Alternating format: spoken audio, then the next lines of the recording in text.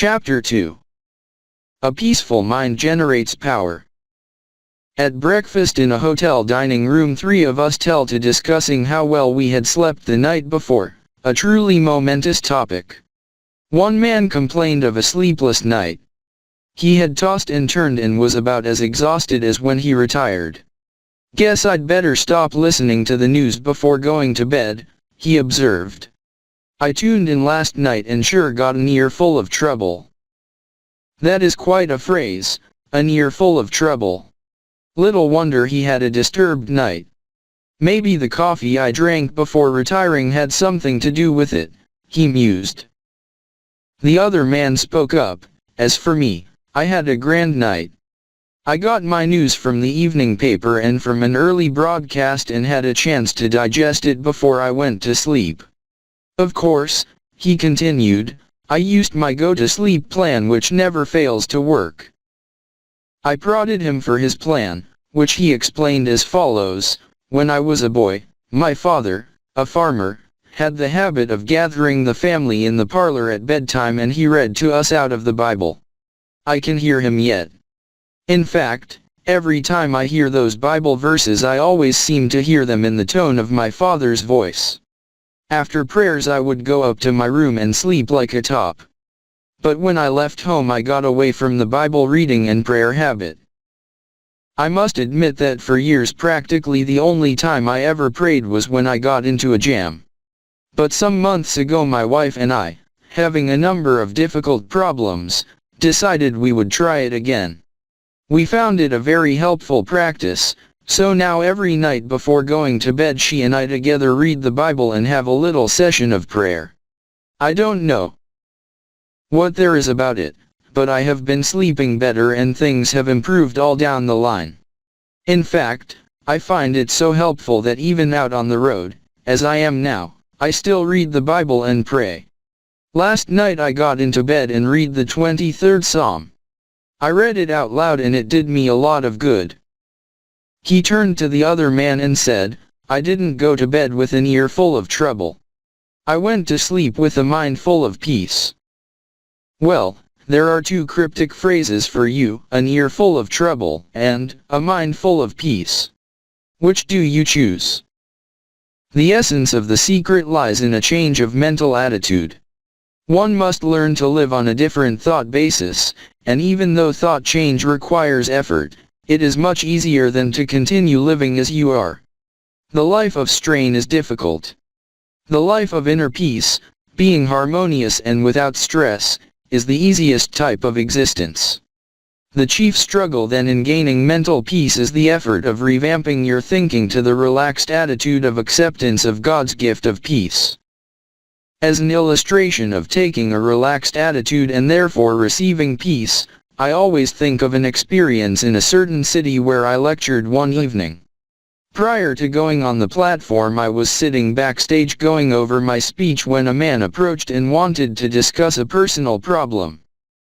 I informed him that at the moment it was impossible to talk as I was just about to be introduced, and asked him to wait. While speaking I noticed him in the wings nervously pacing up and down, but afterward he was nowhere about.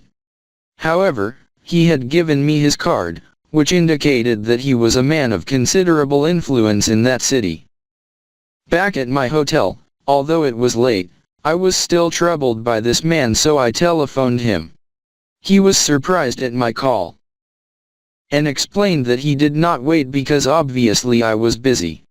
"I just wanted you to pray with me," he said. "I thought if you would pray with me, perhaps I could get some peace. There is nothing to prevent us from praying together on the telephone right now," I said. Somewhat in surprise, he replied, "I have never heard of praying on the telephone." "Why not?" I asked. "A telephone is simply a gadget of communication. You are some blocks from me, but by means of the telephone we are together. Besides," I continued, "the Lord is with each of us. He is at both ends of this line and in between. He is with you and He is with me." "All right," he conceded. "I'd like to have you pray for me." So I closed my eyes and prayed for the man over the telephone, and I prayed just as though we were in the same room. He could hear and the Lord could hear.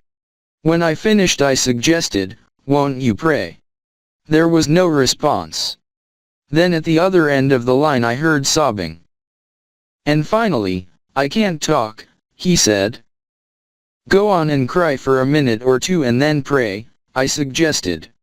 "Simply tell the Lord everything that is bothering you." I assume this is a private line, but if not, and if anybody is listening, it won't matter. As far as anyone is concerned, we are just a couple of voices. Nobody would know it as you and I.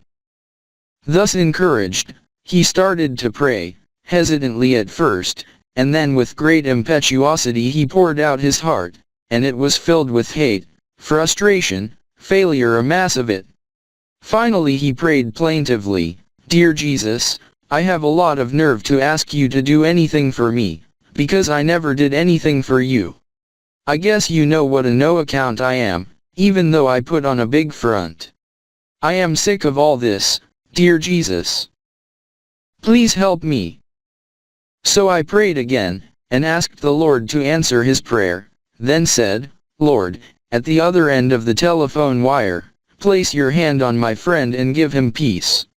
Help him now to yield himself and accept your gift of peace." Then I stopped, and there was a rather long pause, and I shall never forget the tone in his voice as I heard him say, "I shall always remember this experience, and I want you to know that for the first time in months I feel clean inside and happy and peaceful."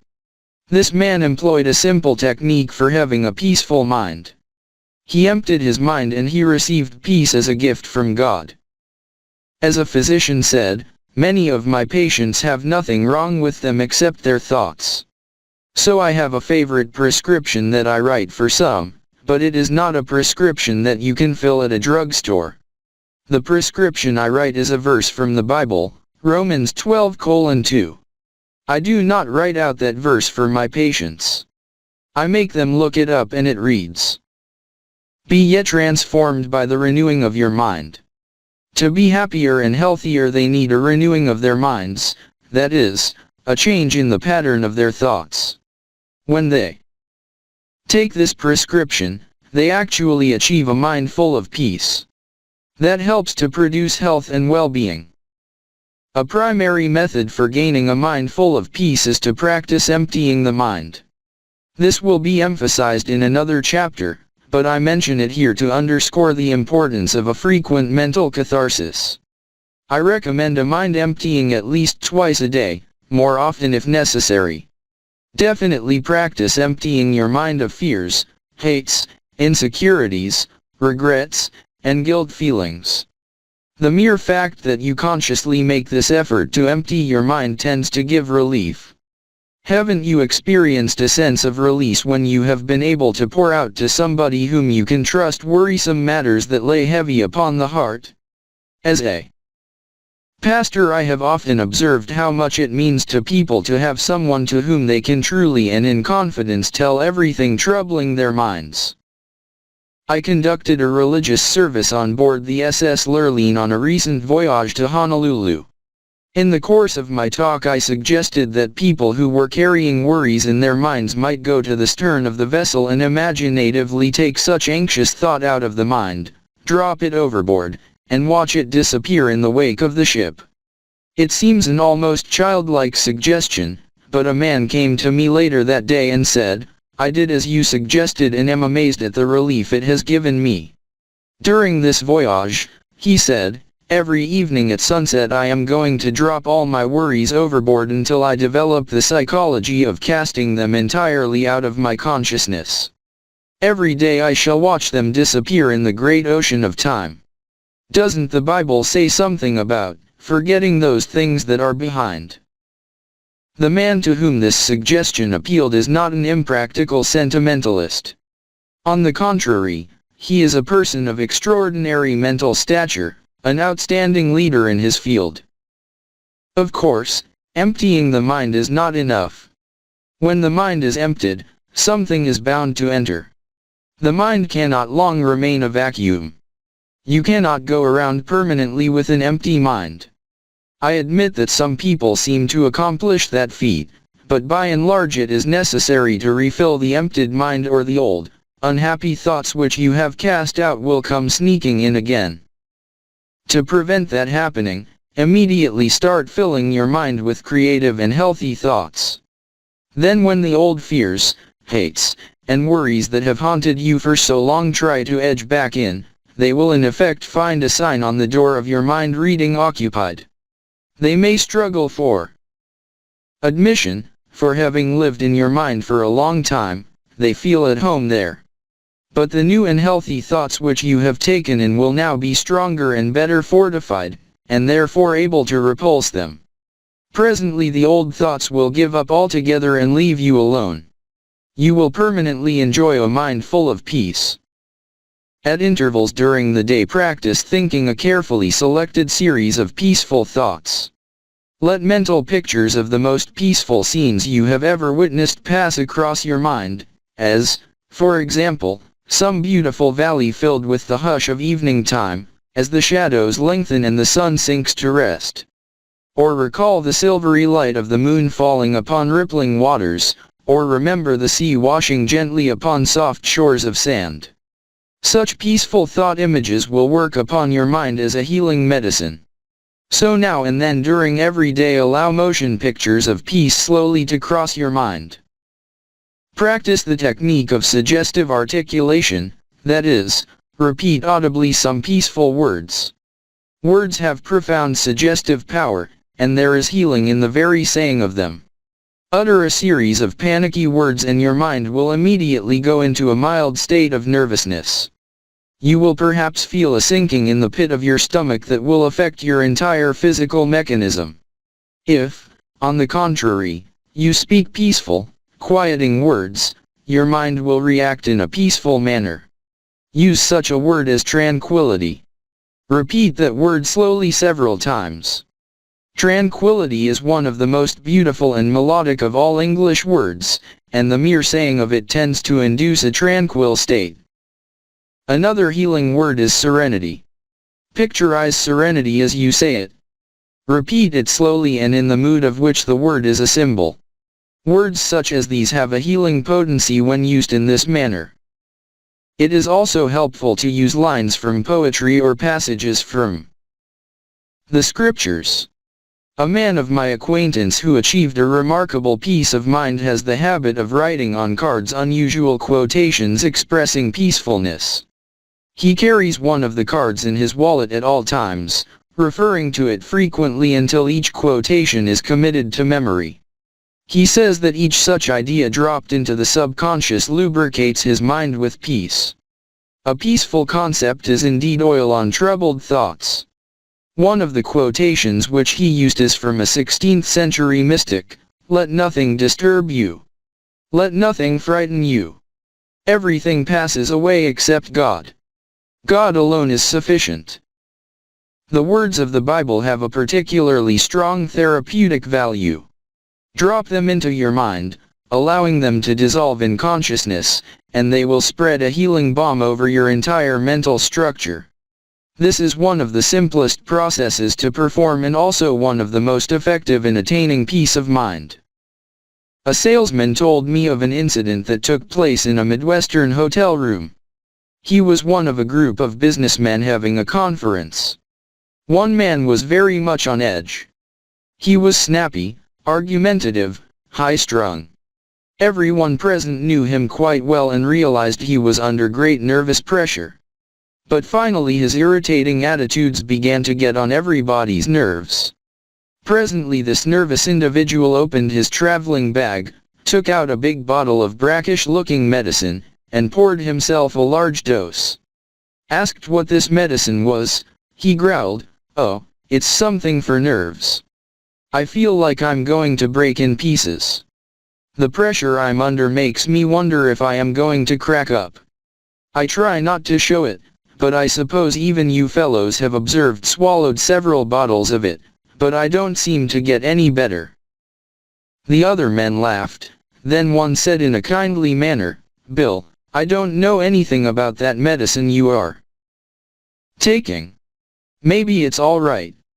It probably is, but I can give you some medicine for those nerves that will do you more good than that. I know, because it cured me, and I was worse off than you are. What is this medicine? Snapped the other. This book will do the job, and I really mean it. I suppose you think it strange that I carry a Bible around in my bag, but I don't care who knows it. I am not a bit ashamed of it. I have been carrying this Bible in my bag for the past 2 years, and I have marked places in it that help keep my mind at peace. It works for me, and I think it can do something for you too.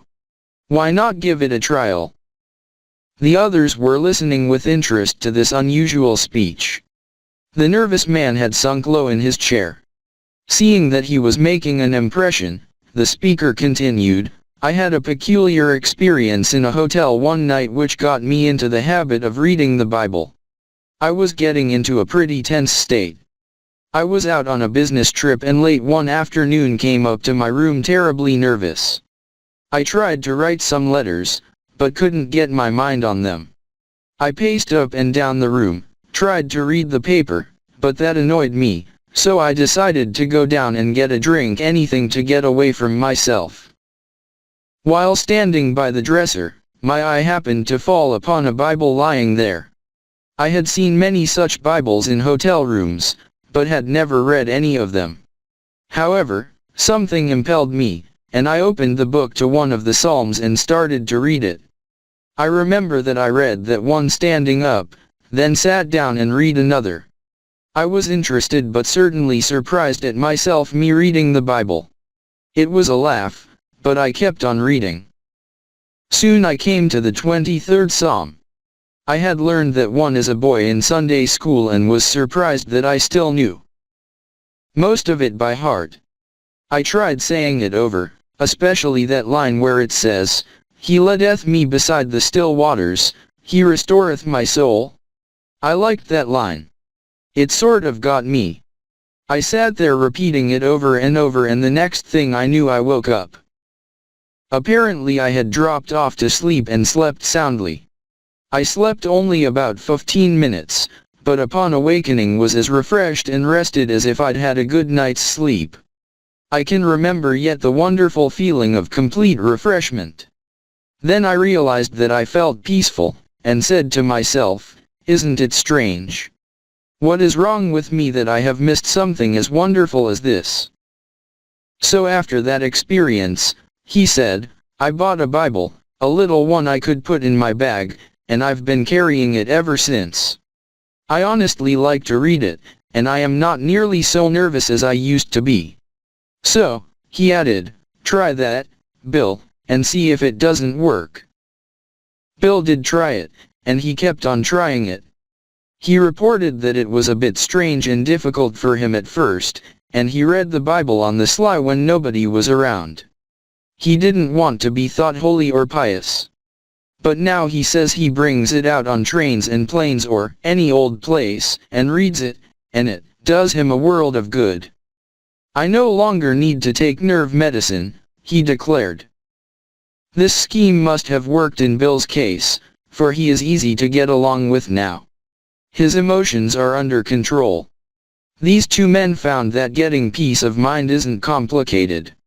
You merely feed your mind with thoughts that cause it to be peaceful. To have a mind full of peace, merely fill it full of peace. It's as simple as that. There are other practical ways by which you can develop serenity and quiet attitudes. One way is through your conversation.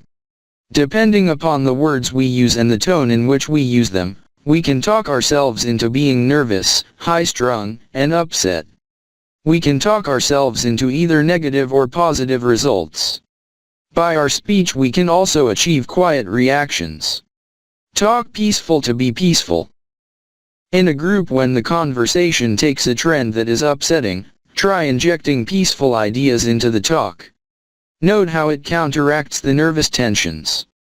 Conversation filled with expressions of unhappy expectation, at breakfast, for example, often sets the tone of the day. Little wonder things turn out according to the unhappy specifications.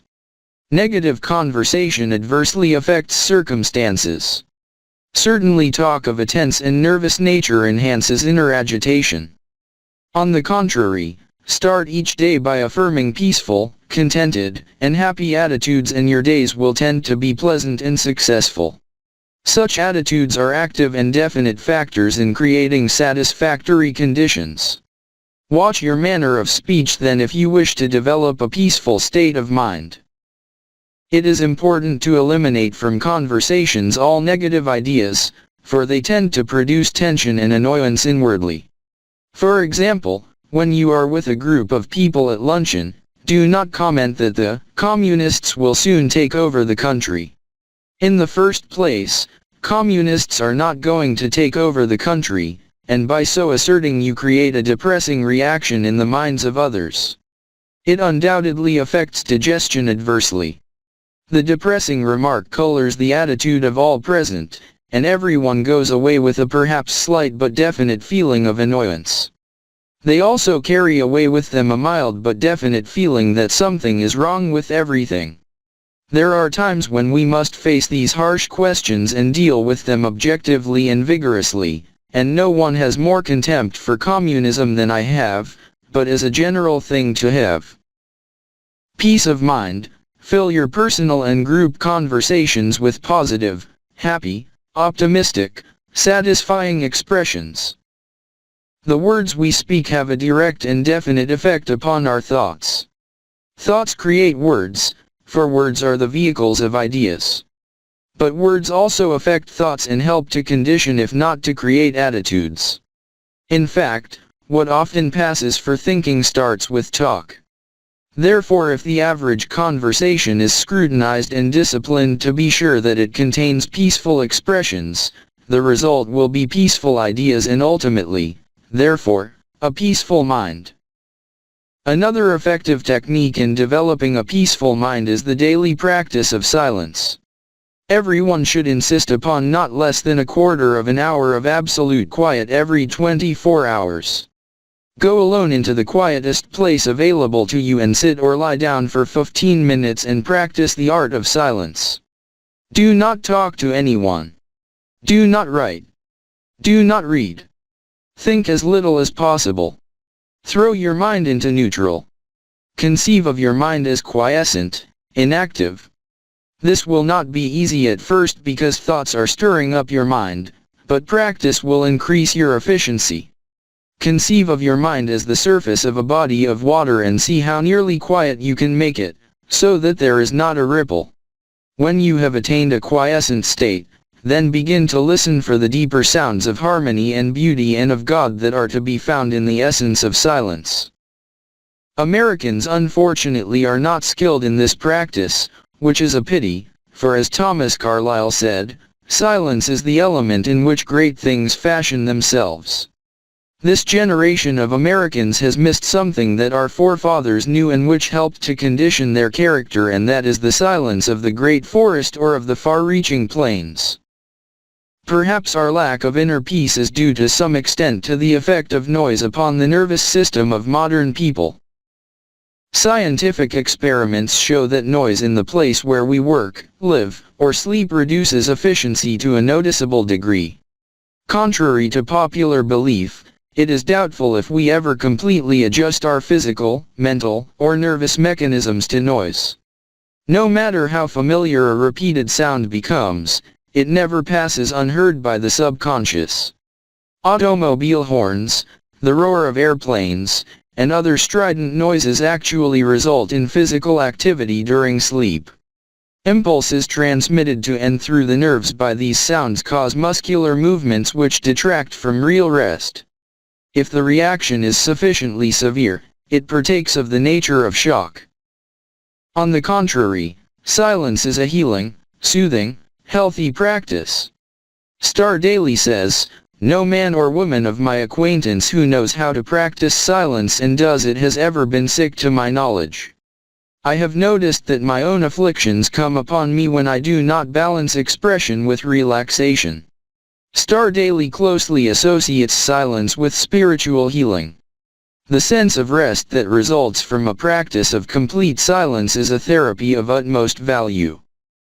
In the circumstances of modern life, with its acceleration of pace, the practice of silence is admittedly not so simple as it was in the days of our forefathers.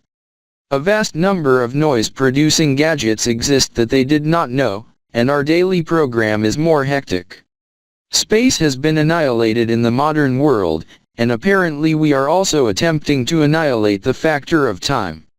It is only rarely possible for an individual to walk in deep woods or sit by the sea or meditate on a mountaintop or on the deck of a vessel in the midst of the ocean. But when we do have such experiences, we can print on the mind the picture of the silent place and the feel of the moment and return to it in memory to live it over again just as truly as when we were actually in that scene. In fact, when you return to it in memory, the mind tends to remove any unpleasant factors present in the actual situation. The memory visit is often an improvement over the actual, for the mind tends to reproduce only the beauty in the remembered scene. For example, as I write these words, I am on a balcony of one of the most beautiful hotels in the world, the Royal Hawaiian, on the famed and romantic Waikiki Beach in Honolulu, Hawaii. I am looking into a garden filled with graceful palm trees, swaying in the balmy breeze. The air is laden with the aroma of exotic flowers. Hibiscus, of which on these islands there are 2,000 varieties, fill the garden. Outside my windows are papaya trees laden with ripening fruit. The brilliant color of the royal poinciana, the flame of the forest trees, adds to the glamour of the scene, and the acacia trees are hung heavily with their exquisite white flowers. The incredible blue ocean surrounding these islands stretches away to the horizon. The white waves are surging in, and the Hawaiians and my fellow visitors are riding gracefully on surfboards and outrigger canoes. Altogether it is a scene of entrancing beauty. It has an indescribably healing effect upon me as I sit here writing about the power generated in a peaceful mind. The insistent responsibilities under which I ordinarily live seem so far away. Though I am in Hawaii to give a series of lectures and to write this book, nevertheless the peace with which this place is filled envelopes me. Yet I realize that when I have returned to my home in New York, 5,000 miles away, I shall only then truly savor the exquisite joy of the beauty which I now behold. It will become enshrined in memory as a private retreat to which my mind can go in the busy days that lie ahead. Often, when far from this idyllic place, I shall return in memory to find peace along the palm-lined, foam-washed beach at Waikiki. Fill your mind with all peaceful experiences possible, then. Make planned and deliberate excursions to them in memory. You must learn that the easiest way to an easy mind is to create an easy mind. This is done by practice, by the application of some such simple principles as outlined here. The mind quickly responds to teaching and discipline. You can make the mind give you back anything you want, but remember the mind can give back only what it was first given.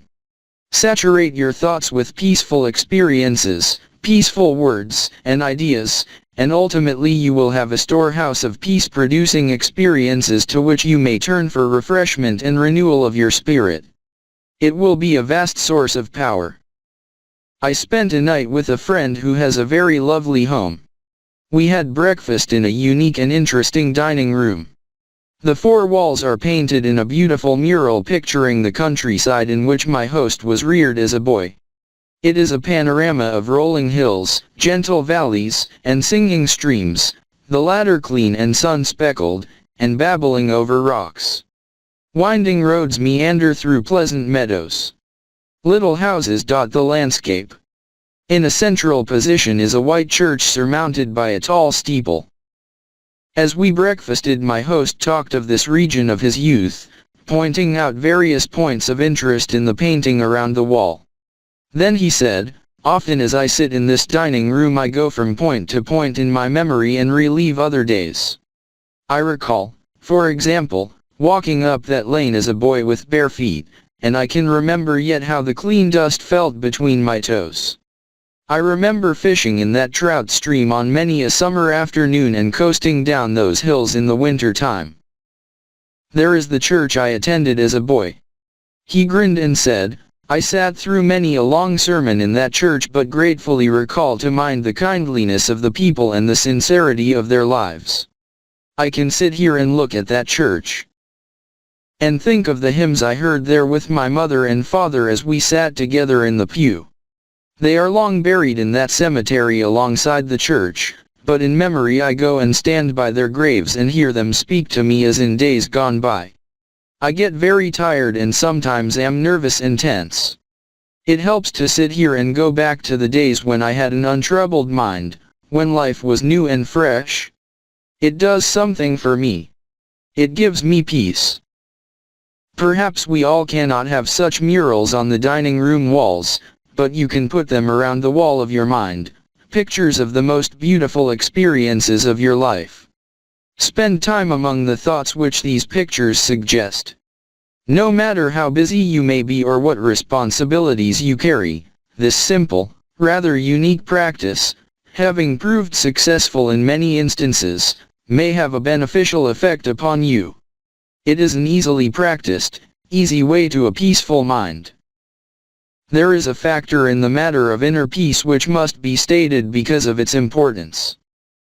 Frequently I find that people who are lacking in inner peace are victims of a self-punishment mechanism. At some time in their experience they have committed a sin and the sense of guilt haunts them. They have sincerely sought divine forgiveness, and the good Lord will always forgive anyone who asks Him and who means it.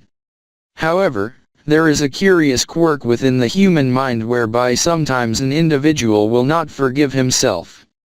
He feels that he deserves punishment and therefore is constantly anticipating that punishment. As a result, he lives in a constant apprehension that something is going to happen. In order to find peace under these circumstances, he must increase the intensity of his activity. He feels that hard work will give him some release from his sense of guilt. A physician told me that in his practice a number of cases of nervous breakdown were traceable to a sense of guilt for which the patient had unconsciously attempted to compensate by hectic overwork. The patient attributed his breakdown not to the sense of guilt, but to his overworked condition. But, said the physician, these men need not have broken down from overwork if first the sense of guilt had been fully released. Peace of mind under such circumstances is available by yielding the guilt as well as the tension it produces to the healing therapy of Christ. At a resort hotel where I had gone for a few days of quiet writing, I encountered a man from New York whom I knew slightly. He was a high-pressured, hard-driving, and exceedingly nervous business executive. He was sitting in the sun in a deck chair. At his invitation I sat down and chatted with him. "I'm glad to see you relaxing in this beautiful spot," I commented. He replied nervously, "I haven't any business being here. I've so much work to do at home. I'm under terrible pressure. Things have got me down, I'm nervous and can't sleep. I'm jumpy. My wife insisted that I come down here for a week. The doctors say there's nothing wrong with me if I just get to thinking right and relax. But how in the world do you do that?" he challenged. Then he gave me a piteous look. "Doctor," he said, "I would give anything if I could be peaceful and quiet.